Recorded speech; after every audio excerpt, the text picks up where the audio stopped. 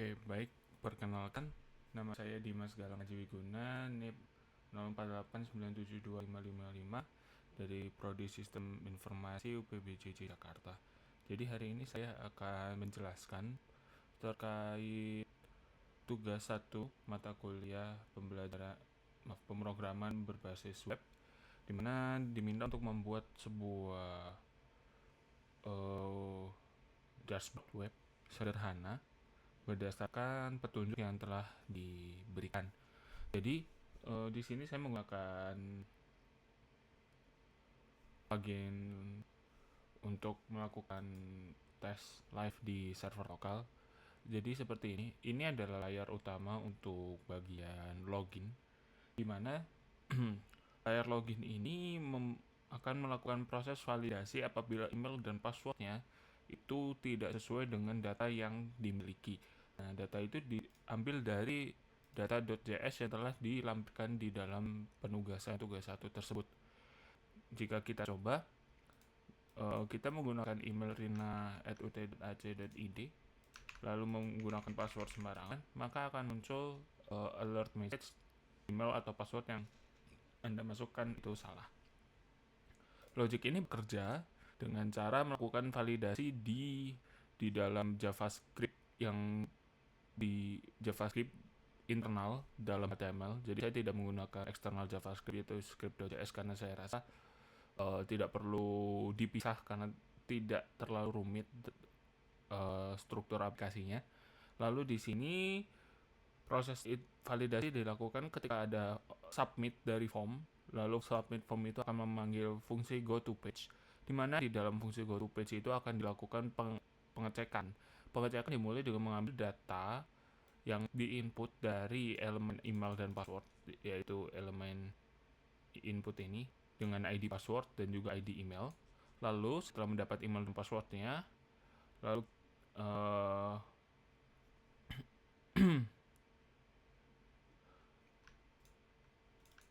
juga akan mengambil error message, yaitu di sebelah sini untuk memunculkan error message-nya. Nah, kalau kita lihat kembali di sini ada fungsi untuk mencari data pengguna, yang mana data pengguna itu diambil dari data.js tersebut, yang mana data penggunanya yang dipilih adalah yang mempunyai email yang sama. Lalu ada validasi apabila penggunanya itu ada atau tidak. Jika tidak, maka akan muncul error. Jika ternyata ada, dia akan langsung mengambil data password untuk dibandingkan kembali. Lalu jika berbeda akan muncul error seperti itu. Itu untuk logic di bagian index. Lalu selanjutnya kita akan ke bagian dashboard. Kita akan coba melakukan password yang benar.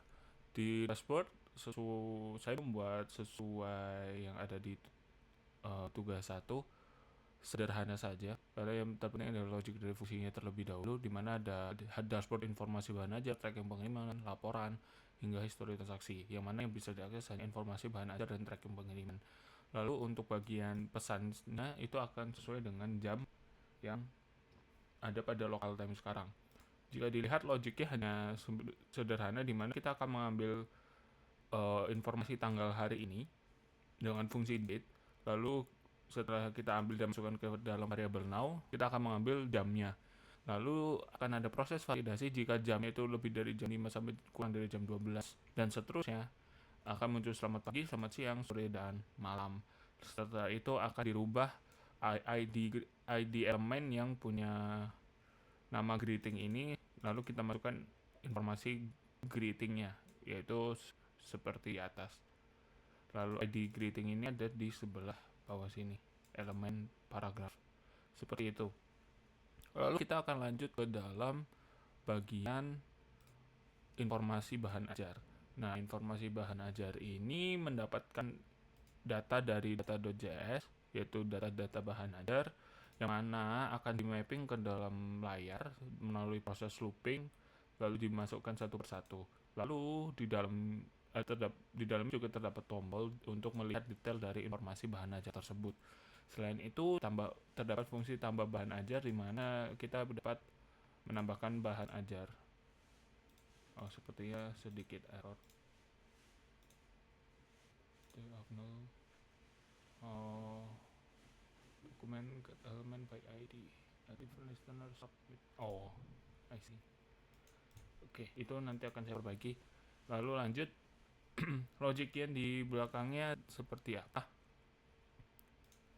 Untuk bahan ajar sendiri, jadi di sini ada beberapa ID ya untuk di bagian detail section sama bodinya. Jadi saya tidak memasukkan informasi datanya seperti apa secara langsung. Nantinya data akan di-insert melalui fungsi JavaScript, termasuk juga detailnya.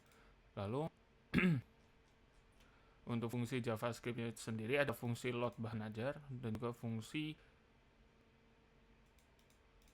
sebentar. Oh. Oke. Kita akan coba perbaiki ini dulu.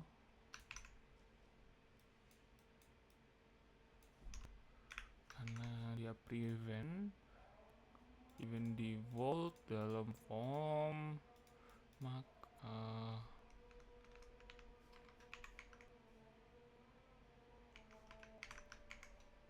seperti ini. Kita coba masukkan. Yap, bisa ditambah. Error tadi ternyata karena fungsi get form ini tidak menemukan tombol submitnya. Sebenarnya saya bisa send, dia bikin satu fungsi baru dengan function, lalu functionnya di assign ketika klik tombol tersebut. Cuma ini sudah selesai menyelesaikan masalah. Lalu di sini kalau kita lihat load bahan ajar ini akan dipanggil ketika data ya terload. Ketika pertama kali load data, dia akan ngecek table body-nya dulu. Dia akan mana sih table body-nya, di sebelah sini. Lalu akan dilakukan proses looping dan penambahan informasi terkait data bahan ajarnya. Lalu show detail itu akan muncul ketika tombol detailnya diklik. Lalu akan melakukan proses mapping data seperti di bawah ini, di mana data itu diambil dari data.js seperti itu.